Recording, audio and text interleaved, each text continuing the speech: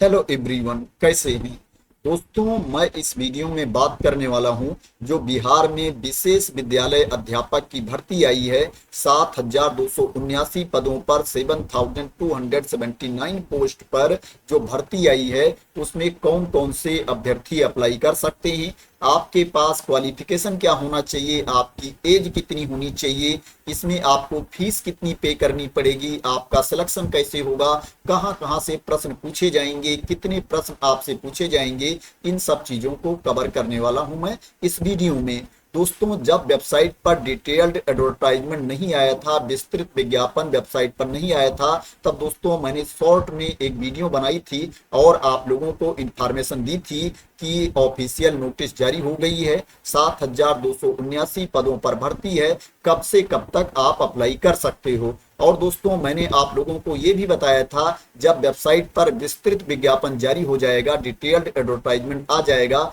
तो मैं आप लोगों को एक वीडियो बना करके पूरी इंफॉर्मेशन दूंगा। तो दोस्तों, इस वीडियो में हम लोग डिटेल में इंफॉर्मेशन को कवर करने वाले हैं। दोस्तों, इसमें जो टोटल वैकेंसी आई है 7,279, इसमें से क्लास 1 to 5 के विशेष विद्यालय अध्यापकों के लिए जो भर्ती है 5534 पद हैं। 5,534 पोस्ट है क्लास 1 to 5 के टीचर के लिए। जो क्लास 6 to 8 के टीचर के लिए पोस्ट है दोस्तों, वो क्या है 1745 पद हैं। 1745 पोस्ट है क्लास 6 to 8 के टीचर के लिए।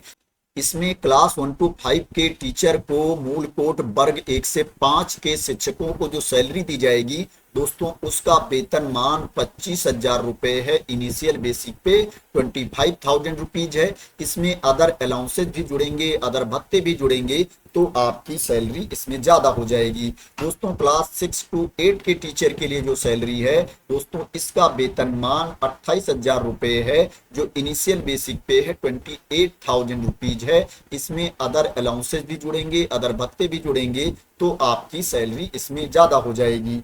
दोस्तों, इसमें डोमिसाइल लागू नहीं किया गया है, जैसा कि खबर आ रही थी कि कुछ भर्तियों में डोमिसाइल लागू किया जाएगा, लेकिन दोस्तों इसमें डोमिसाइल लागू नहीं हुआ है। इसमें किसी भी राज्य के अभ्यर्थी अप्लाई कर सकते हैं, भारत के नागरिक इसमें अप्लाई कर सकते हैं। आप देख सकते हो यहाँ पर क्लियर मेंशन किया गया है।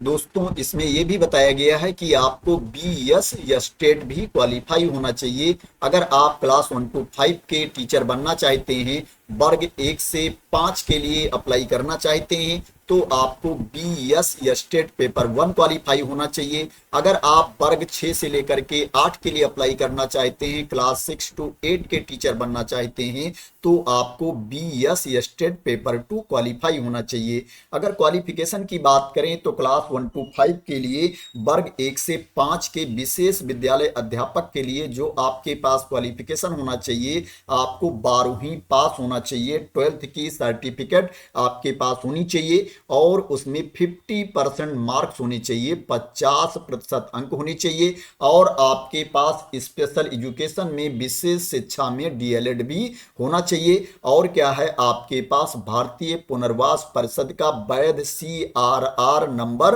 होना चाहिए, आपका रजिस्ट्रेशन भी होना चाहिए भारतीय पुनर्वास परिषद के अंतर्गत।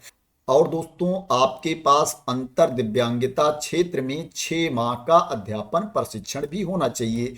अगर वर्ग 6 से 8 के विशेष विद्यालय अध्यापक की बात करें, क्लास 6 to 8 के टीचर की बात करें, तो इसके लिए आपके पास ग्रेजुएशन की डिग्री होनी चाहिए, स्नातक की डिग्री आपके पास होनी चाहिए, और उसमें 50% मार्क्स होना चाहिए, 50% अंक होना चाहिए, और आपके पास BEd भी होना चाहिए। स्पेशल एजुकेशन में आपके पास BEd होना चाहिए, और आपके पास भारतीय पुनर्वास परिषद का वैध CRR नंबर होना चाहिए, आपको भारतीय पुनर्वास परिषद के अंतर्गत रजिस्टर्ड होना चाहिए। और दोस्तों, आपके पास दिव्यांगता क्षेत्र में 6 माह का अध्यापन प्रशिक्षण भी होना चाहिए। तो दोस्तों, ये क्वालिफिकेशन आपके पास होना चाहिए। दोस्तों, एज की बात करें तो इसमें अप्लाई करने के लिए जो मिनिमम एज है 18 ईयर्स है, 18 वर्ष है।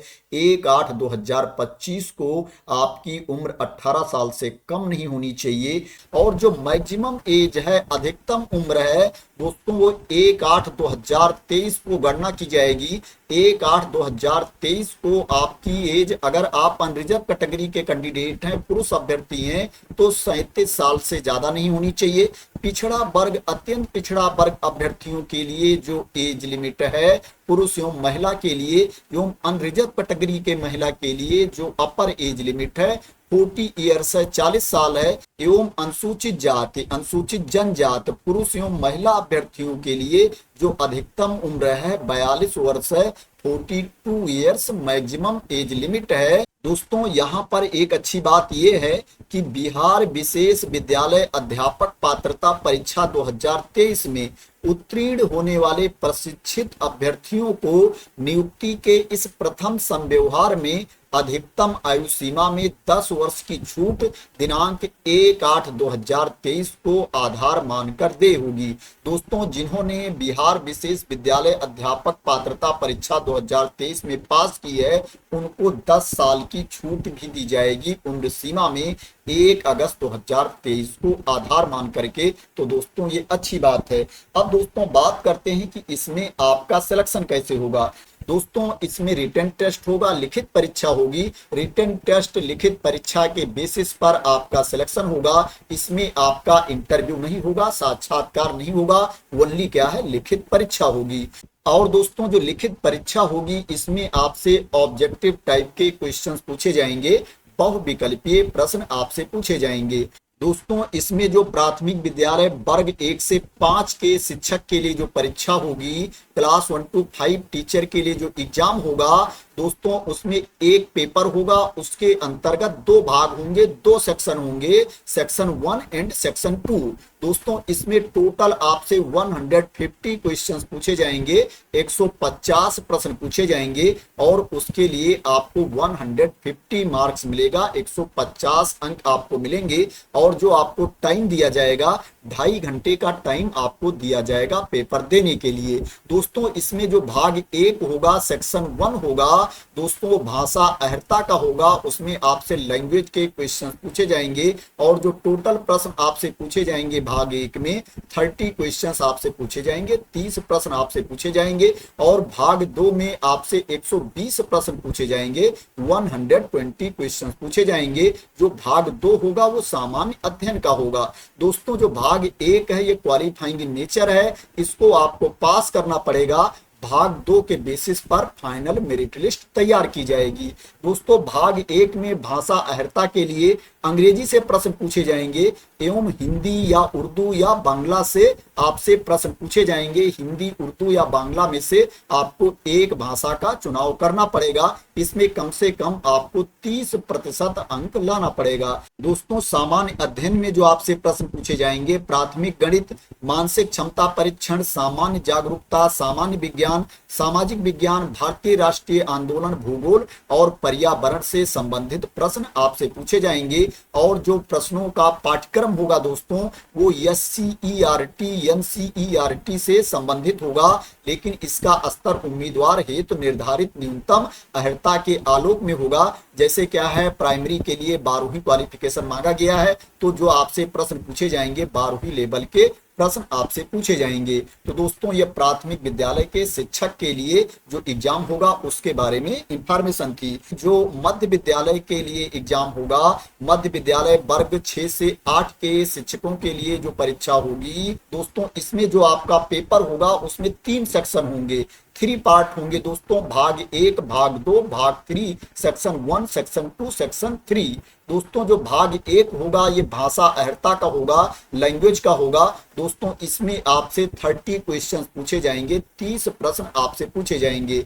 और जो भाग 2 होगा दोस्तों इसमें क्या है आपसे 40 क्वेश्चन पूछे जाएंगे, 40 प्रश्न पूछे जाएंगे, ये सामान्य अध्ययन का होगा। और दोस्तों जो भाग 3 होगा इसमें आपसे 80 प्रश्न पूछे जाएंगे, 80 क्वेश्चंस आपसे पूछे जाएंगे। इसमें विषय से संबंधित प्रश्न आपसे पूछा जाएगा। टोटल 150 क्वेश्चंस आपसे पूछे जाएंगे, 150 प्रश्न आपसे पूछे जाएंगे और उसके लिए आपको 2.5 घंटे का टाइम दिया जाएगा और जो आपको अंक दिया जाएगा 150 मार्क्स आपको दिया जाएगा, 150 अंक आपको दिए जाएंगे। दोस्तों जो भाग 1 होगा इसमें भाषा अहर्ता के लिए अंग्रेजी से प्रश्न पूछे जाएंगे एवं हिंदी या उर्दू या बांग्ला से आपसे प्रश्न पूछे जाएंगे। जो लैंग्वेज आप वहां पर चूज करोगे, जो भाषा आप वहां पर सिलेक्ट करोगे, उसी से प्रश्न पूछे जाएंगे। इसमें कम से कम 30% अंक आपको लाना अनिवार्य होगा, तभी आप पास माने जाओगे। भाग 2 में सामान्य अध्ययन के लिए प्राथमिक गणित से प्रश्न पूछे जाएंगे, सामान्य जागरूकता से प्रश्न पूछे जाएंगे, सामान्य विज्ञान से प्रश्न पूछे जाएंगे, भारतीय राष्ट्रीय आंदोलन एवं भूगोल से संबंधित प्रश्न आपसे पूछे जाएंगे। भाग 3 में मध्य विद्यालय के अध्यापकों के लिए एक विषय पत्र है। उम्मीदवारों द्वारा इन पत्रों में से किसी एक पत्र का चुनाव किया जाना है। गणित एवं विज्ञान, सामाजिक विज्ञान, हिंदी, उर्दू, संस्कृत तथा अंग्रेजी में से आपको एक विषय का चुनाव करना होगा। तो दोस्तों जो विषय आप चुनोगे उससे प्रश्न आपसे पूछे जाएंगे। अगर आप सामाजिक विज्ञान विषय चूज करते हो, सामाजिक विज्ञान विषय सिलेक्ट करते हो, तो उसके अंदर भी आपको विषय का चुनाव करना पड़ेगा। उसके बारे में यहाँ पर इंफॉर्मेशन दी गई है। जो भाग 1 है दोस्तों वो क्वालिफाइंग इन नेचर है, इसको ओनली आपको पास करना पड़ेगा। जो फाइनल मेरिट लिस्ट तैयार की जाएगी भाग 2, भाग 3 में जो आपको अंक मिलेंगे उसी के बेसिस पर फाइनल मेरिट लिस्ट तैयार की जाएगी। दोस्तों इसमें नेगेटिव मार्किंग नहीं होगी। अगर आप किसी प्रश्न का गलत उत्तर देते हो तो क्या है, आपके उसके लिए अंक नहीं काटे जाएंगे। दोस्तों दोनों एग्जाम में नेगेटिव मार्किंग नहीं होगी। जो आपसे प्रश्न पूछे जाएंगे बहुविकल्पीय प्रश्न आपसे पूछे जाएंगे। इसमें मिनिमम क्वालिफाइंग मार्क्स भी है, न्यूनतम अर्हतांक भी है, उतना आपको लेकर के आना पड़ेगा, तभी क्या है आप मेरिट लिस्ट में शामिल किए जाओगे, नहीं तो क्या है आपको बाहर कर दिया जाएगा। कितना अंक आपको लेकर के आना है उसके बारे में भी मैं आप लोगों को बता देता हूं। दोस्तों अगर आप अनरिजर्व कैटेगरी में आते हैं, सामान्य वर्ग के अभ्यर्थी हैं, तो आपको मिनिमम 40% मार्क्स लेकर के आना पड़ेगा, 40% अंक लेकर के आपको आना पड़ेगा। पिछड़ा वर्ग के उम्मीदवारों को 36.5% अंक लेकर के आना पड़ेगा। अत्यंत पिछड़ा वर्ग के उम्मीदवारों को 34% अंक लेकर के आना पड़ेगा एवं अनुसूचित जातियों, अनुसूचित जनजाति महिलाओं तथा निःशक्त दिव्यांग उम्मीदवारों को 32% न्यूनतम अर्हतांक लेकर के आना पड़ेगा, तभी वो पास माने जाएंगे, नहीं उनको बाहर कर दिया जाएगा, फाइनल मेरिट लिस्ट में उनको शामिल नहीं किया जाएगा। दोस्तों इसमें क्या है, सप्लीमेंट्री रिजल्ट नहीं जारी किया जाएगा, उसके बारे में भी इंफॉर्मेशन दे दी गई है कि इसमें पूरक परिणाम जारी नहीं किया जाएगा। दोस्तों जब फाइनल मेरिट लिस्ट तैयार की जाएगी उस टाइम अगर दो कैंडिडेट के, दो अभ्यर्थियों के अंक समान होते हैं, मार्क्स इक्वल होते हैं, तो दोस्तों उस सिचुएशन में जो आपके भाग 1 की परीक्षा हुई है, भाषा अहर्ता की जो परीक्षा हुई है, जो क्वालिफाइंग इन नेचर है, दोस्तों उसका अंक भी जोड़ा जाएगा। दोस्तों ये उसी सिचुएशन में काउंट किया जाएगा जब क्या है दो अभ्यर्थियों के अंक समान होते हैं, नहीं भाग 1 का अंक नहीं जोड़ा जाएगा। तो दोस्तों ये सिलेक्शन प्रोसेस के बारे में इंफॉर्मेशन थी। अब दोस्तों बात करते हैं कि इसमें आपको फीस कितनी पे करनी पड़ेगी। दोस्तों इसमें जो फीस पे करनी पड़ेगी, अगर आप सामान्य वर्ग के अभ्यर्थी हो तो आपको 750 रुपए फीस पे करना पड़ेगा, 750 रुपीज फीस आपको पे करना पड़ेगा। अगर आप अनुसूचित जात, अनुसूचित जनजात के अभ्यर्थी हैं तो आपको 200 रुपए फीस पे करना पड़ेगा। सभी आरक्षित अनारक्षित वर्ग की महिला उम्मीदवारों को 200 रुपए फीस पे करना पड़ेगा। दिव्यांग अभ्यर्थियों को 40% या उससे अधिक वाले अभ्यर्थियों को 200 रुपए फीस पे करना पड़ेगा और अन्य सभी उम्मीदवारों को 750 रुपए फीस पे करना पड़ेगा, 750 रुपीज फीस पे करना पड़ेगा। जो दूसरे राज्य के अभ्यर्थी हैं उनको अनरिजर्व कैटेगरी वाली फीस पे करना पड़ेगा। और दोस्तों अगर आप ऑनलाइन आवेदन में पहचान पत्र के रूप में आधार संख्या अंकित नहीं करते हैं तो आपको 200 रुपए अतिरिक्त फीस पे करना पड़ेगा। बायोमेट्रिक फीस के रूप में आपको 200 रुपये पे करना पड़ेगा। इसलिए दोस्तों अगर आपके पास आधार नंबर है, आधार कार्ड है, तो पहचान पत्र के रूप में आप लोग आधार संख्या जरूर अंकित करना, जिससे क्या है आपको 200 रुपये अतिरिक्त शुल्क का भुगतान ना करना पड़े। अब बात करते हैं इसमें आपको अप्लाई कैसे करना है और कब तक आपको इसमें अप्लाई करना है। दोस्तों जो एप्लीकेशन की लास्ट डेट है 28 जुलाई 2025 है। 28 जुलाई 2025 तक आप इसमें ऑनलाइन मोड में अप्लाई कर सकते हैं। जो एप्लीकेशन स्टार्ट है वो 2 जुलाई 2025 से एप्लीकेशन स्टार्ट है। दोस्तों इसमें पहले आपको OTR करना पड़ेगा, वन टाइम रजिस्ट्रेशन करना पड़ेगा। अगर आपने पहले से OTR कर रखा है तो आप लॉगिन करके अप्लाई कर सकते हैं, नहीं तो इसमें आपको पहले वन टाइम रजिस्ट्रेशन करना पड़ेगा। दोस्तों अगर आपको वेबसाइट का URL याद है, लिंक याद है, तो आप डायरेक्ट OTR वाले पेज पर जा सकते हैं। नहीं तो दोस्तों आपको BPSC की वेबसाइट पर आना है और यहाँ पर आप देखेंगे दिया गया है अप्लाई ऑनलाइन, इसके ऊपर आपको क्लिक कर देना है। जब इसके ऊपर आप क्लिक कर देंगे तो आपके सामने ये पेज ओपन होकर के आ जाएगा। यहाँ पर आप देखेंगे दिया गया है BPSC ऑनलाइन एप्लीकेशन, इसके ऊपर आपको क्लिक कर देना है। जब इस पर आप क्लिक कर देंगे तो ये आपको ओके करने के लिए बोलेगा, क्योंकि ये आपको एक्सटर्नल वेबसाइट पर लेकर के जा रहा है, दूसरे पेज पर आपको लेकर के जा रहा है। आपको ओके पर क्लिक कर देना है। आप देख सकते हो पेज ओपन होकर के आ गया है। यहाँ पर लॉगिन का ऑप्शन दिया गया है। अगर आपने OTR कर रखा है तो यहाँ से आप लॉगिन कर सकते हो, नहीं तो OTR करने के लिए आप नीचे देखोगे यहाँ पर दिया गया है new registration, one time registration, इसके ऊपर आपको क्लिक कर देना है। जब इसके ऊपर आप क्लिक कर देंगे तो आपके सामने इंस्ट्रक्शंस आ जाएगा, इसको आपको रीड कर लेना है, उसके बाद इसको आपको क्लोज कर देना है। अब आप देख सकते हो आपके सामने रजिस्ट्रेशन का ऑप्शन आ गया है। जो डिटेल्स यहाँ पर मांगी जा रही है फिल करके आपको अपना OTR कंप्लीट कर लेना है, रजिस्ट्रेशन कंप्लीट कर लेना है। जब आपका रजिस्ट्रेशन कंप्लीट हो जाएगा तो उसके बाद क्या है आपको लॉगिन करके इसमें अप्लाई कर देना है। तो दोस्तों आशा करते हैं कि आपको क्लैरिटी मिल गई होगी इस वैकेंसी के बारे में कि आपके पास क्वालिफिकेशन क्या होना चाहिए, आपका सिलेक्शन कैसे होगा, आपको फीस कितनी पे करनी है, कब तक आप इसमें अप्लाई कर सकते हैं, कहां पर जाकर के आपको OTR करना है, कहां पर जाकर के आपको अप्लाई करना है। दोस्तों अगर आपको क्लैरिटी मिल गई हो और ये वीडियो आपको पसंद आई हो तो दोस्तों इसको लाइक कर देना, शेयर कर देना, और मेरे चैनल को सब्सक्राइब ना किया हो तो सब्सक्राइब कर लेना इसी तरह की इंपॉर्टेंट अपडेट के लिए, इंफॉर्मेशन के लिए, वैकेंसी की न्यूज के लिए। तो थैंक यू सो मच दोस्तों फॉर वॉचिंग।